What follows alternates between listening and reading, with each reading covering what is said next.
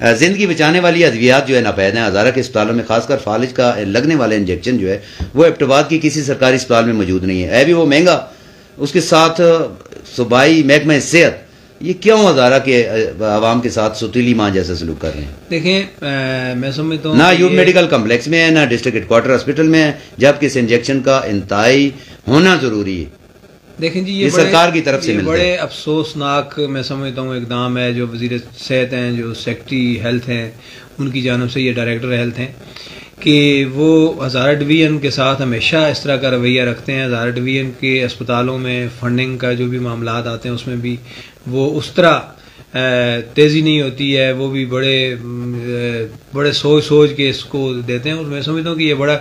افسوسناک بات ہے کہ آج کل دیکھیں کہتے ہیں شور نہیں کریں گے، روئیں گے نہیں، میڈیا پہ بات نہیں کریں گے تو نہیں آئے گا، کیونکہ محکمہ ہیلتھ کے ذمہ داروں کو نہیں پتا کہ ہزارہ بھی ایک بہت بڑی آبادی ہے۔ وہ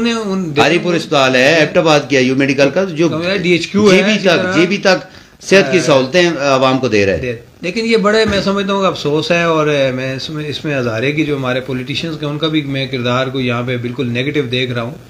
کہ ان کا بھی کام ہے کہ ہزارہ کے ایشوز پہ ووٹ وہ یہاں سے لیتے ہیں ان لوگوں سے، لیکن ہزارہ ان لوگوں کی مسائل پہ کبھی بھی بات نہیں کرتے ہیں۔ یہ اسپتالوں میں علاج کی سہولتیں عوام کو بالکل نہیں ہیں، لیکن جو ہمارے منتخب نمائندے رہے ہیں وہ خاموش تماشائی ابھی نگران سی ایم آپ کے اپنی جو ہے نا وہ سیاست ابھی نگران سی ایم آپ کے، اور میں سمجھتا ہوں نہیں بڑی سوال یہ سوچنے کی بات ہے کہ اس وقت جو صوبہ خیبر پختونخوا میں نگران وزیر اعلیٰ ہیں ان کا تعلق ایبٹ آباد سے ہے، اور انہیں خصوصی طور پہ توجہ دینی چاہیے کہ وہ اس دھرتی سے ان کا اس دھرتی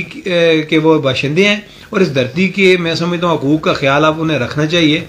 اور رکھتے ہوئے پہلی فرصت میں میں سمجھتا ہوں کہ وہ صبح کے جو اگلے 2 دنوں میں